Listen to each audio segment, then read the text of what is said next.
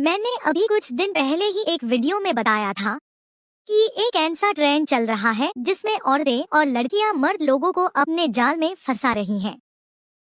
ऐसा ही एक और मामला सामने आया है। इसमें भी गजब कारनामा किया गया है। इस लड़की ने एक अधेड़ उम्र के व्यक्ति को कैसे अपनी हवस का शिकार बनाया। यूं समझो, पहले लेडीजों के रेप होते थे, लेकिन अब मर्दों के भी रेप होने लगे हैं। मामला कुछ यूं है कि एक बहुत ही खूबसूरत लड़की जिसकी बड़ी बड़ी आंखें, रंग बहुत भूरी बब्बर, बिल्कुल छुअत मैली हुए, उम्र भी कोई 22 या 23 साल, एक मोबाइल की दुकान पर पहुंची। दुकान पर एक अधेड़ उम्र के व्यक्ति बैठे थे जो दुकान के मालिक थे। उनका नाम राम स्वरूप था। उनसे बोली, अंकल मुझे एक मोबाइल दिखाओ, मुझे मोबाइल खरीदना है।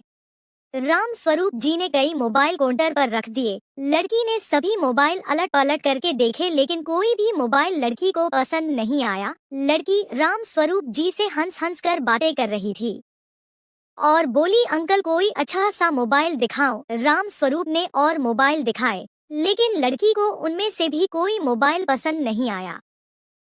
फिर लड़की बोली, अंकल कोई ऑफर आए तो मुझे बता देना, लो ये मेरा नंबर है। लड़की ने अपना नंबर दे दिया और बोली, मुझे अपना कार्ड भी दे दो, मैं पूछ भी लिया करूंगी, कभी तुम्हारी याद ना रहे।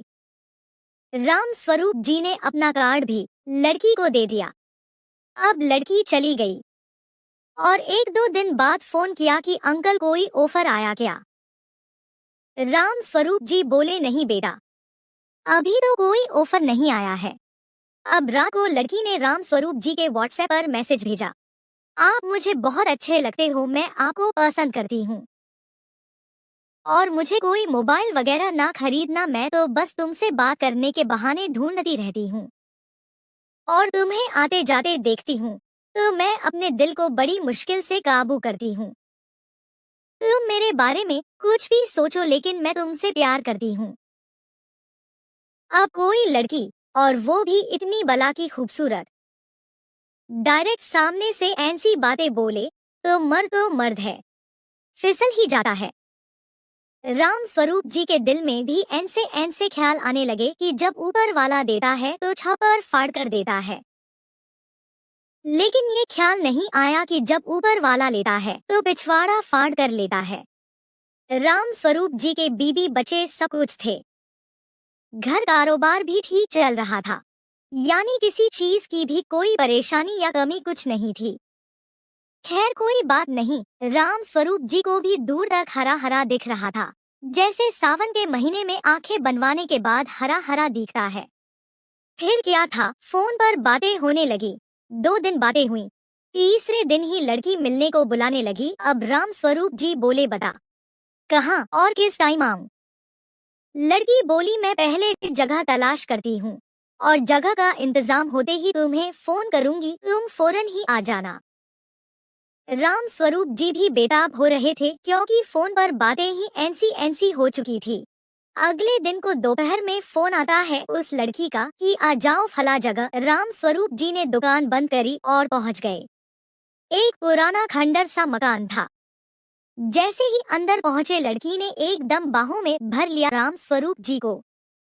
फिर क्या था, दोनों बुरी तरह चिपट गए एक दूसरे से और वही सब कुछ किया जो होता है।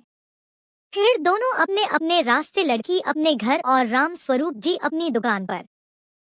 राम स्वरूप जी भी खुशी के मारे फूले ना समारे, इतनी उम्र में इतनी खूबसूरत और जवान लड़की से मिलन।